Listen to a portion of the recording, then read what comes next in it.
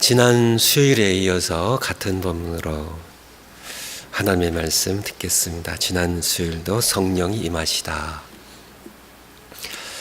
이것이 오순절 날에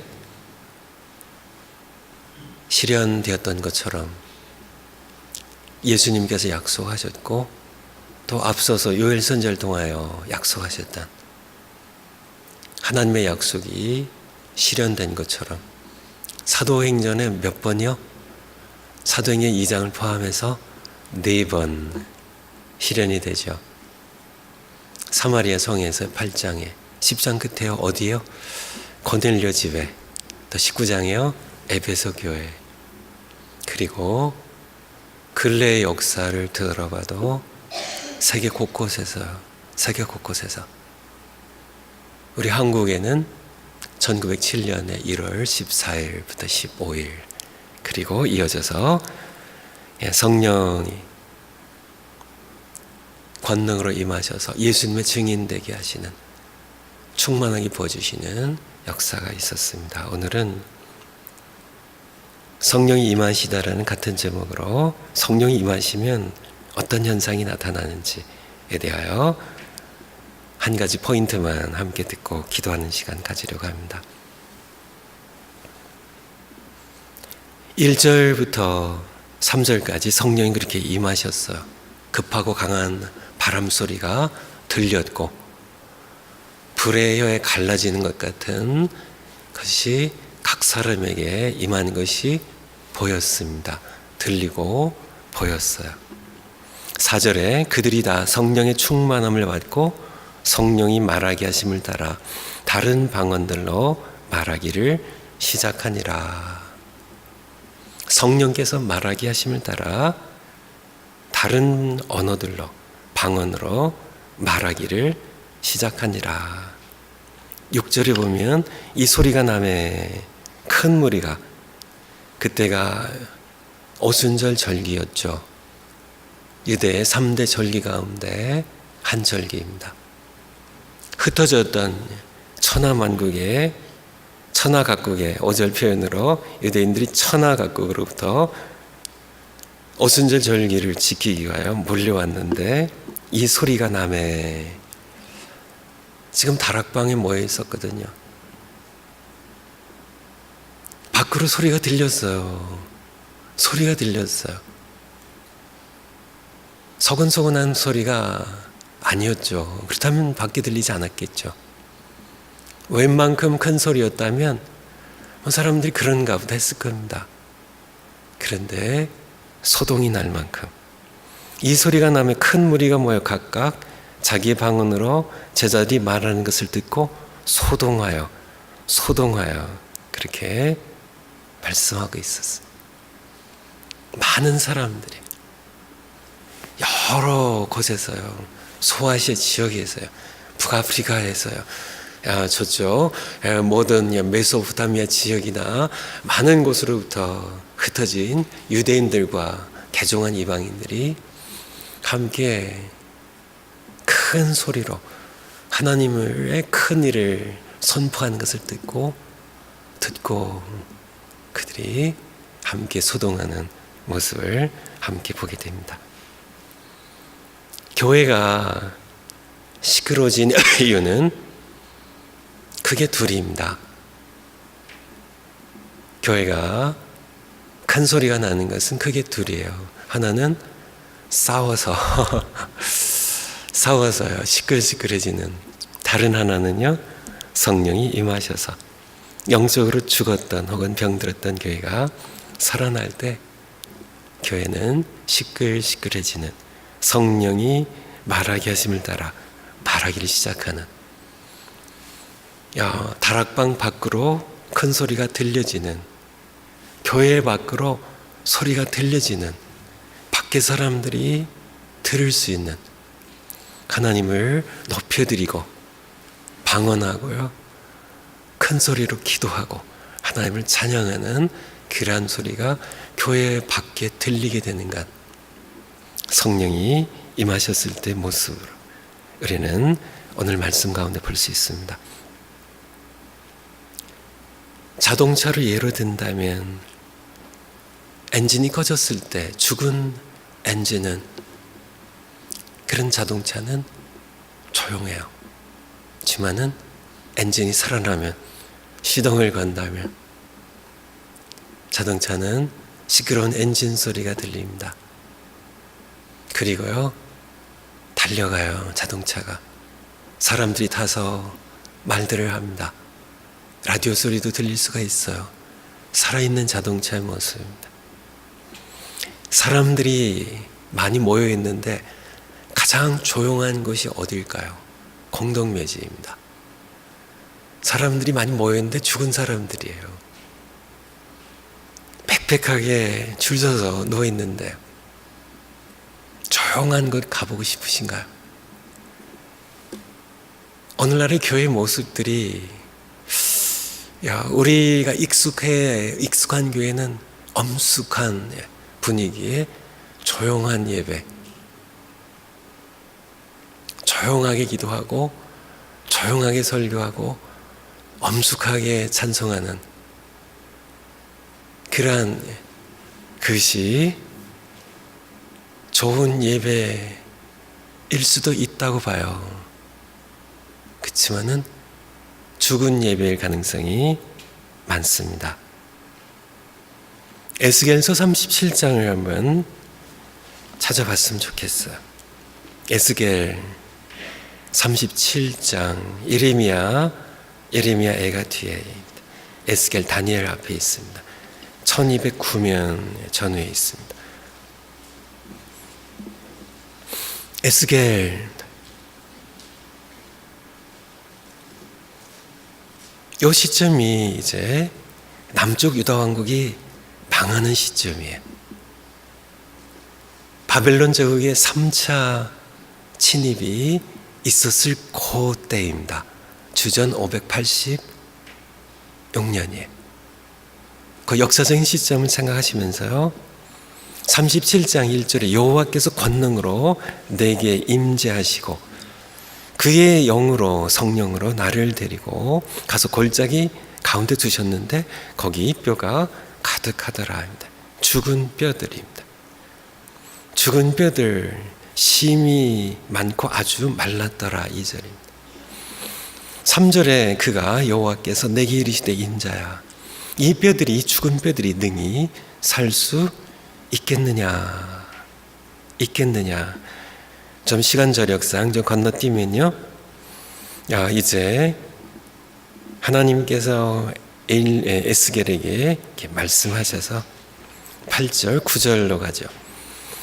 또 내게 이르시되 인자야, 너는 생기를 향하여 태어나라. 생기에게 태어나 이르기를 주 여호와께서 이같이 말씀하시기를, 생기야, 사방에서부터 와서 이 죽음을 당한 자에게 불어서 살아나게 하라 하셨다 하라. 여기서 이 죽은 자들이 신체적으로 죽은 자들을 생각할 수 있습니다. 이제 마지막 예수님 재림하셔서 부활 때 일어나겠죠. 그런데 여기서 약속하시는 이 말씀은 그때를 가리키는 것이 아니에요. 10절에 이에 내가 그 명령대로 되어나 했더니 생기가 그들에게 들어가매 그들이 곧 살아나서 일어나 사는데 극히 큰 군대더라. 또 내게 이르시되 인자, 이 뼈들은 이스라엘 온 족속이라. 13절에 내 백성들아, 내가 너희 무덤을 열고 너희로 거기서 나오게 한즉 너희는 내가 여호와인 줄을 알리라. 14절 내가 또 내 영을 너희 속에 두어 너희로 살아나게 하고 내가 또 너희를 너희 거국 땅에 두리니 나 여호와가 이 일을 말하고 이른 줄을 너희가 알리라. 여호와의 말씀이니라. 여기에서 말씀하신 여호와 하나님의 약속의 말씀입니다. 이 말씀이 예수님이 이 땅에 오시기 전에 유대 땅에서 이루어지지 않았어요. 주전 586년 말씀드린 겁니다. 남쪽 유다 왕국이 멸망한 이후에 이 약속의 말씀이 성취되지 않았다고요. 그렇다면 언제 성취되었을까? 우리는 딱 하나를 짚을 수가 있겠죠. 바로 사도행전 2장 말씀입니다. 죽어 널브러져 있었던 골짜기 마른 뼈 같은 죽은 하나님의 군대입니다. 이스라엘 백성입니다. 그들에게 하나님께서 성령을 부으셔서 살아나게 하신 사건, 살아나게 하신, 그래서 살아나니까 말하기 시작합니다. 살아나니까 하나님 높여드리기 시작해요. 살아나니까 교회가 시끌시끌해져요. 살아나니까 교회 밖에 사람들이 시끄러운 소리를 듣고 그들에게는 큰 소리를 듣고 함께 모이게 되고 소동을 일으키게 되는 그런 모습을 우리는 함께 보게 됩니다. 로마서 8장 2절 말씀 보면 1장에 그리스도 예수 안에 있는 자들에겐 결코 종점이 없나니 이는 그리스도 예수 안에 있는 생명의 성령의 법이 어떤 성령이에요? 생명의 성령의 법이 죄와 사망의 법에서 너를 해방하였다고. 죄로 인하여 죽은 사망의 법에서요. 죽은 죽음의 세력에서 죽어있는 상태에서 생명의 성령의 법이 너를 다시 살렸다고. 누구 안에서요? 그리스도 예수 안에서요. 성령이 임하는 것, 그곳에 죽은 영혼들이 살아남을 우리에게 말씀해 주고 계세요. 저는 자랄 때 시끄러운 교회에서 자랐습니다. 싸워서 시끄러운 교회는 아니었고요. 기도 소리가 굉장히 크고 시끄러운 교회에서 자랐어요. 제가 중학교 1학년 때 서울 금호동에 있는 산동네 배단위 교회에 출석했는데 그 당시 우리 목사님이 최복기 목사님이십니다. 저는 중학교 1학년 때밖에 모르죠. 그 이전에 저희 친구들 전부 다 방언하고요. 그 시절에 집회하면 전부 그냥 하는 게 아니라 박수 치는 것만도 부족해가지고 북을 치면서 찬송했어요. 동네 사람들이 시끄러운 교회.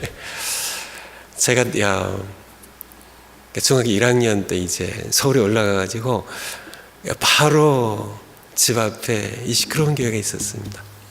그리고 고개 너머에는 문화동에 문화교회라고 아주 조용한 그런 교회가 있었어요. 그 조용한 교회는 이게 일반적인 평가로는요, 장신대 교수셨고, 처음에 미국에 유학까지 다녀오셨고, 또 어린 시절에 용인 장로교회 저희 교회 담임 목사님 허일찬 목사님 거기 계셨어요. 당연히 조용한 교회 갔어야 되겠죠. 그렇잖아요. 연줄로 해도 우리 어머님의 담임 목사님이셨고 제가 어렸을 때 저희 목사님이셨어요. 훌륭하신 분입니다. 한국에서 가장 좋은 대학교를 나오셨고 유학을 하셨고 기독교 교육을 전공하셨고 교수도 하시고 하시는 그러한 분이세요. 그래서 거기를 나갔어요. 문화교회를. 근데 어느 날 오늘처럼 수요일 저녁 때 좀 어둡잖아요. 코앞에 교회가 있잖아요. 그래서 어머니께서 저를 데리고 시끄러운 교회를 한번 가셨습니다. 근데 그날 저녁 때 설교 본문도 전 기억이 나지 않아요. 어떤 설교 내용도 기억나지 않아요. 근데 딱 하나는 그때 그 설교를 듣고 제가 어머님께 얘기 드렸어요. 우리 시끄러운 이 교회 나가요. 어머님께서 그러자고 하셨어요. 제가 어렸을 때 들었던 모든 설교 완전 달랐어요. 제 마음 가운데 처음 느끼는 성령의 역사였습니다. 어떤 한글의 어떤 문장이 다른 것이 아니라 바로 그 설교에 역사하시는 성령님의 있고 없고의 차이였습니다. 그래서 그 교회에서 제가 신앙생활을 했는데, 그리고 이제 제가 하나님께 부름을 받아서 신학교를 가는데, 총신을 가고 또 미국에 와서 켈빈과 웨스트민스터를 했는데 전부 조용한 신학교예요. 그래서 제가 이렇게 좀 이렇게 양쪽에서 이렇게 해가지고 좀 두서도 없고 좀 이런 저의 목회가 그렇게 엉성하게 형성된 게 아닌가 싶어요. 저의 마지막 목회는 다시 좀 시끄러운 목회로 돌아갔으면 해요. 엄숙하고 조용한 가운데 깊이 하나님을 찾고 구하는 것을 저는 부인하지 않습니다. 그것에 대해서 거절하거나 거부하고 싶진 않아요. 그 가운데도 성령께서 역사하신다고 이렇게 믿어지니까요. 하지만은 성령이 강하게 임하시는 초대교회도 그렇고요. 1907년도에 평양 장로님께서 시작된 그 성령의 역사도 그렇고요.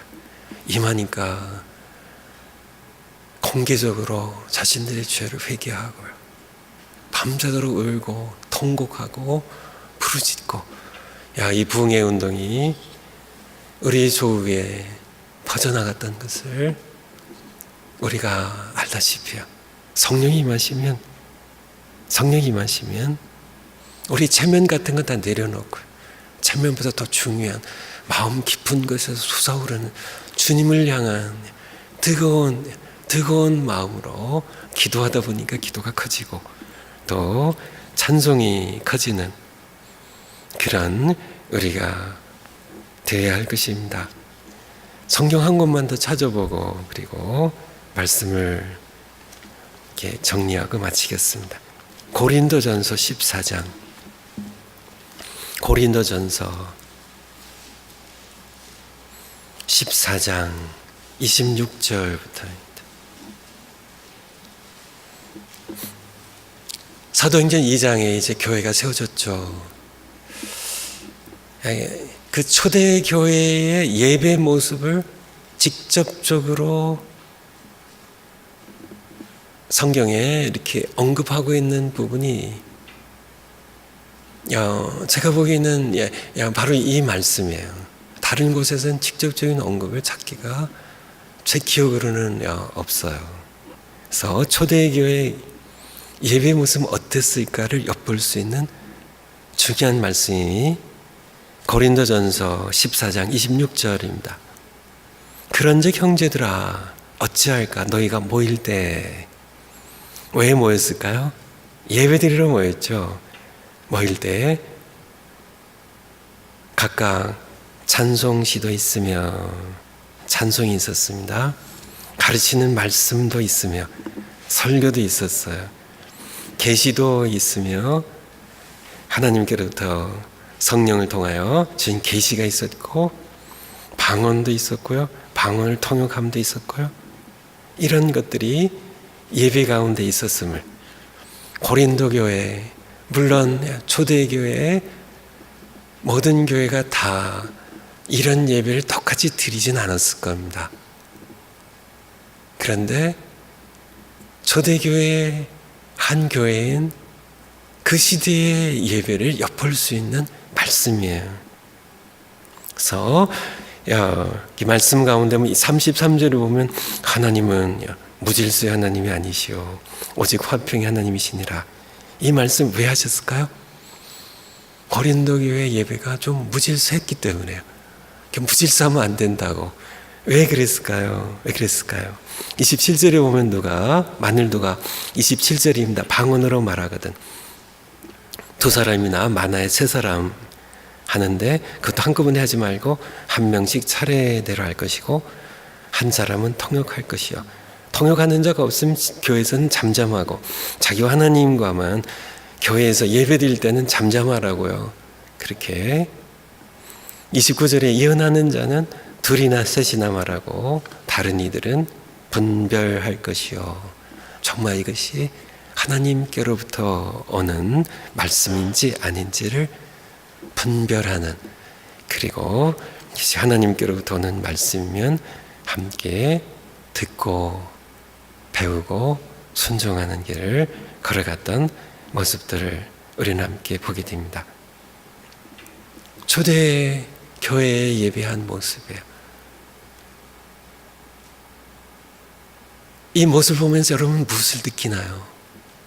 그 시대의 예배는 오늘날 이 시대의 예배처럼 예배의 거의 모든 것을 목사님이 주도하신 예배가 아니었고 모든 성도님들이 함께 참여하는 예배였음을 보게 되죠. 그들이 직접 방언을 했어요. 그들이 직접 예언을 받고 계시를 받았어요.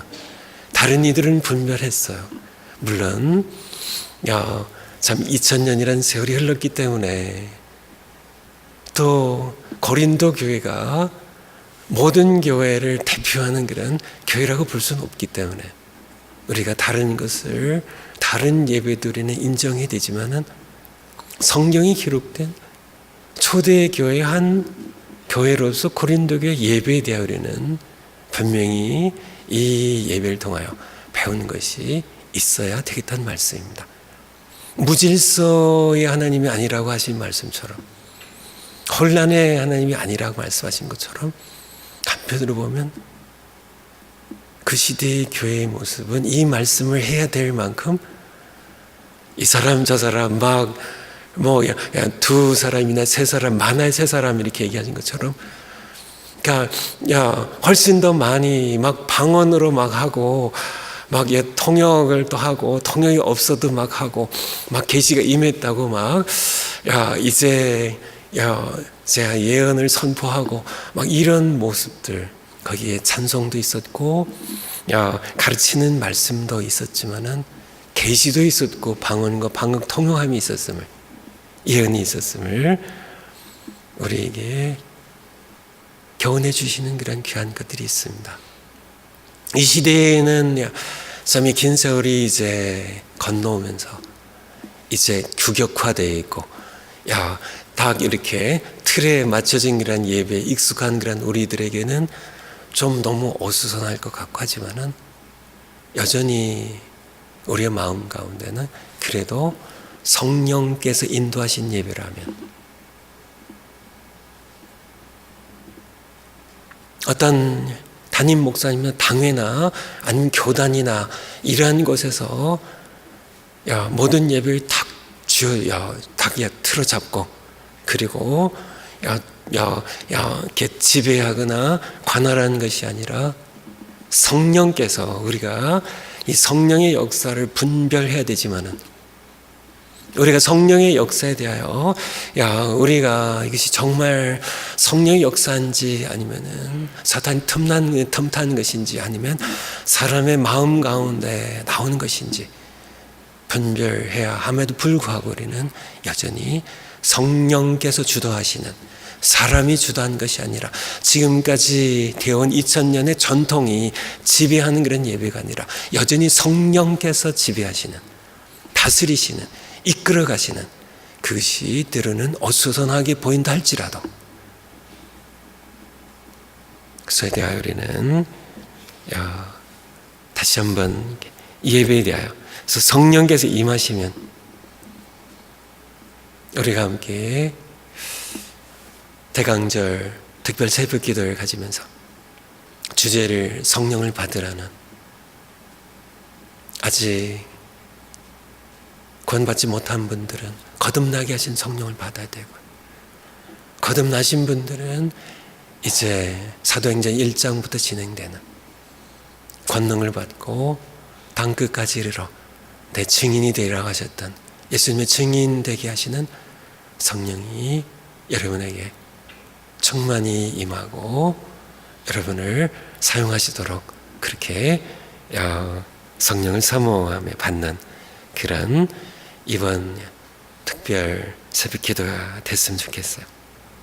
지난 주일도 설교가 길었는데 오늘도 설교가 좀 길어졌습니다. 일단 여기서 좀 끝내야 될 것 같아요. 제 마음 가운데 그런 마음이 있어요. 과거에 저 50년 전 기독교인들, 크리스찬들을 예수쟁이라고 핍박하던 그 시대가 오히려 우리 교회는 그때로 다시 돌아갔으면 해요. 그때 오히려 더 순박했던, 지금은 고도로 신학과 함께 지식이 성경 공부 너무 많이 했고요. 성경 너무 잘 알고요. 그 시대의 성도님들에 비교하면. 요즘은 교회 함부로 얘기하면 뺨 맞습니다. 크리스찬들 예수쟁이라고 이렇게 핍박하면요, 오히려 과거에 예수쟁이라고 놀림받던 그 시절로 돌아갔으면 좋겠어요. 사도행전에 보면, 사도행전 17장 6절을 보면 사도 바울과 선교의 일행을 향하여 천하를 소유케 하는 자들이라고. 사도행전 24장에 보면 벨리스 총독 앞에서 유대인들이 고발하면서 이 사람은 연병이라고, 전염병이라고, 이 사람이 가는 곳마다 천하에 흩어져 있는 유대인들 전부 소유케 한다고, 소동을 일으킨다고. 그런데 그런 비난을 좀 받았으면 좋겠어요. 너무 쥐에 죽은 듯이 잠잠한 교회보다는. 세상 사람들이 시끄러워서 이렇게 찬송 소리가 시끄럽냐고 좀 교회가 구박을 좀 받았으면 좋겠어요. 우리는 주변에 좀 저기들이 주택들이 없어서 좀 아무리 크게 해도 좀 불리하겠지만은 어떻게든지 좀 주변에서 너무 시끄러워가지고 이 교회는 왜 이렇게, 이놈 교회는 왜 이렇게 시끄러워, 기도 소리는 왜 이렇게 시끄럽고, 좀 그렇게 세상 사람들에게 좀 비난을 받았으면 좋겠어요. 그것이 싸워서 비난받는 게 아니라 정말 그래서 초대교회가 정말 이렇게 성령 받으니까 시끄러워졌던 것처럼 우리도 함께 그런 교회가 되기를, 이번 대강절 특별 새벽기도 2주 점점 더 이렇게 뜨거워져가지고 그렇게 이루어지길, 믿음이 믿는 대로 될 겁니다. 우리가 함께 수요 예배에 나오신 여러분들은 다른 우리 성도님들 다 착하고 좋으신 분들이지만은 여기 나오신 분들은 영적인 목마름을 가지고 성령님을 사모함을 가지고요, 또 믿음으로 나온 분들이니까 우리가 믿음으로 함께 구하는 시간 갖도록 하겠습니다.